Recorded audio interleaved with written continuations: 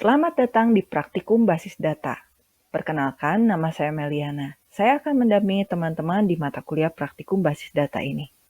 Kita akan menggunakan DBMS MariaDB, dan kali ini kita akan mempelajari tentang select statement. Mari kita review terlebih dahulu materi dari pertemuan sebelumnya. Pertama-tama, kita perlu menyalakan Apache dengan menekan tombol Start. Kemudian, nyalakan juga MySQL dengan menekan tombol Start. Setelah keduanya menyala, kita tekan tombol Shell. Saya perbesar terlebih dahulu. Kita ketikkan MySQL spasi strip U spasi root, lalu tekan tombol Enter. Di sini kita sudah koneksi dengan MariaDB. Kita akan ketikkan perintah show databases. Ini untuk melihat ada database apa saja di dalam MariaDB kita. Kemudian apabila kita ingin membuat database baru, kita tinggal ketikkan perintah create database. Berikan nama database-nya, misalkan praktikum 2, akhiri dengan titik koma. Nah, ini berarti database dengan nama praktikum 2 sudah berhasil dibuat. Bila kita ingin menggunakannya, ketikkan perintah use praktikum 2, akhiri dengan titik koma. Dengan tertulisnya nama praktikum 2 pada bagian ini menandakan bahwa kita sedang menggunakan database praktikum 2. Apabila teman-teman sudah tidak menggunakan database tersebut dan ingin menghapus database tersebut, teman-teman dapat mengetikkan perintah drop database, sebutkan nama database-nya, akhiri dengan titik koma.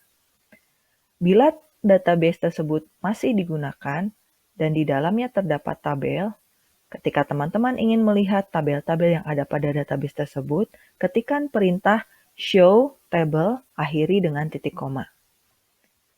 Dan untuk melihat struktur tabel yang ada pada database tersebut, teman-teman dapat mengetikkan perintah desc atau describe, sebutkan nama tabelnya, akhiri dengan titik koma. Untuk tabel-tabel yang ingin dihapus, perintahnya dapat dilakukan dengan mengetikkan drop, sebutkan nama tabelnya, lalu akhiri dengan titik koma. Dengan perintah select, kita dapat melakukan 3 hal.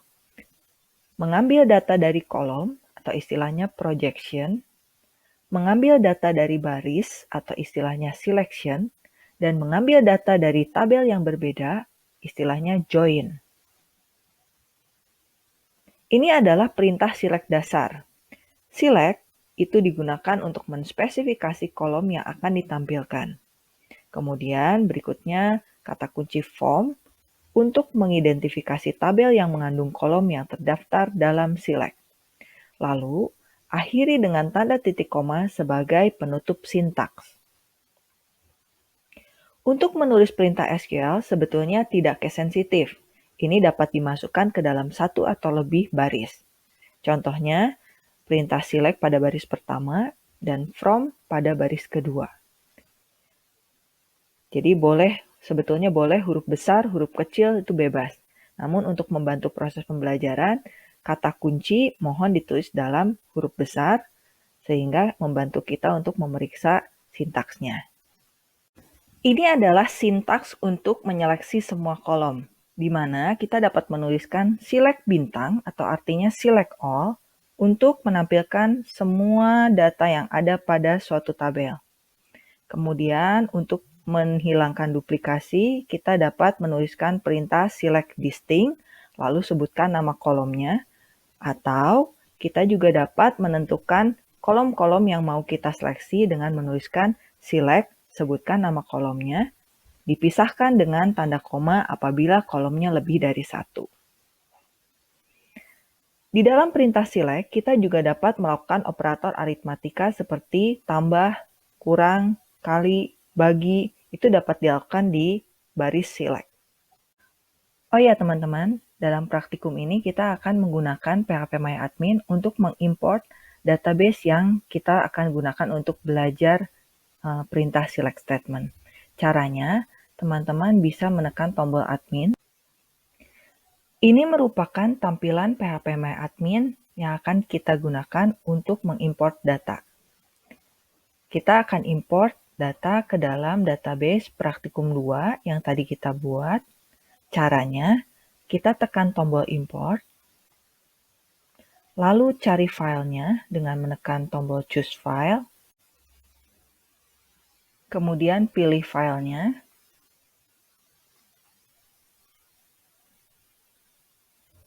lalu tekan tombol go. Maka, data-data sudah langsung diimport ke dalam database praktikum 2 dan kita dapat menggunakannya untuk belajar perintah SQL.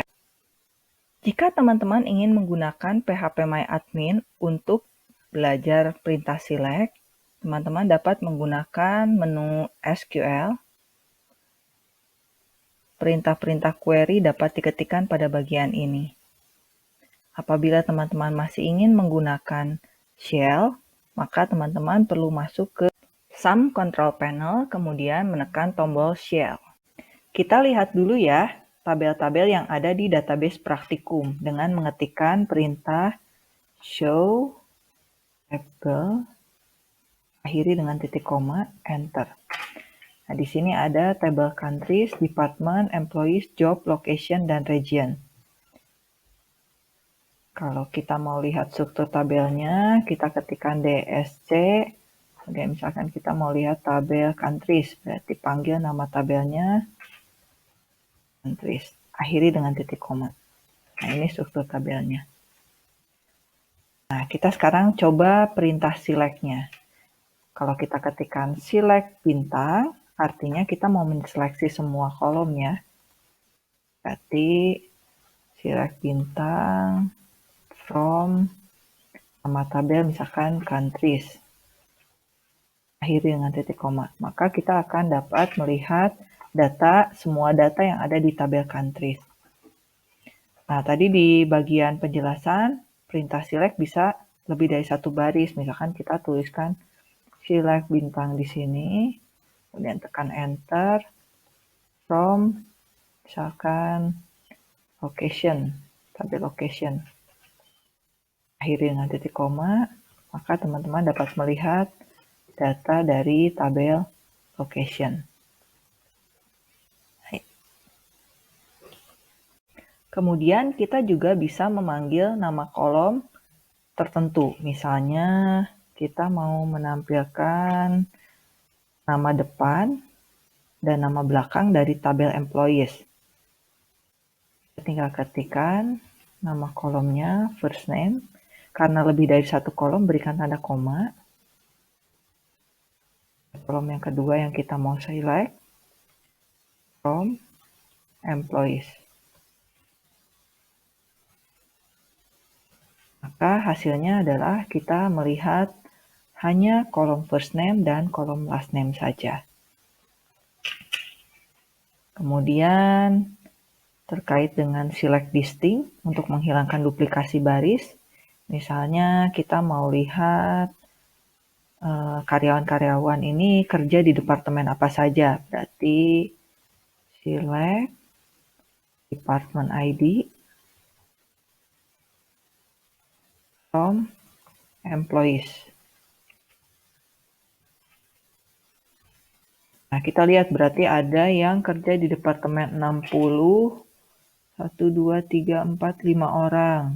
Di departemen 90, 3 orang. Dan di departemen 100, 2 orang. Nah, kalau kita mau hilangkan duplikasi barisnya, kita ketikkan perintah select distinct.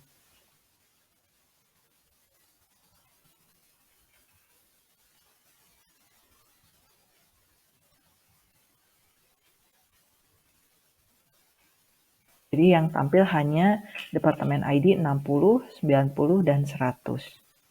Oh ya, kita juga bisa mengganti nama kolom menggunakan alias.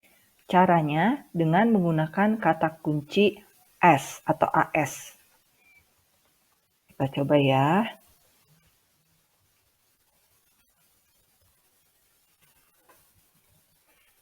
Department ID, ini kita mau ganti nama kolom ini jadi kode departemen misalkan. Jangan lupa karena kita mau pakai spasi berarti berikan kutip 2, kode dep misalkan. From employees.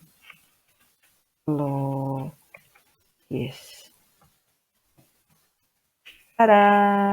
Namanya menjadi kolom kode dep seperti yang kita buatkan sebagai alias. Demikianlah sesi pembelajaran hari ini, kiranya bisa memberikan manfaat buat teman-teman semua. Terima kasih.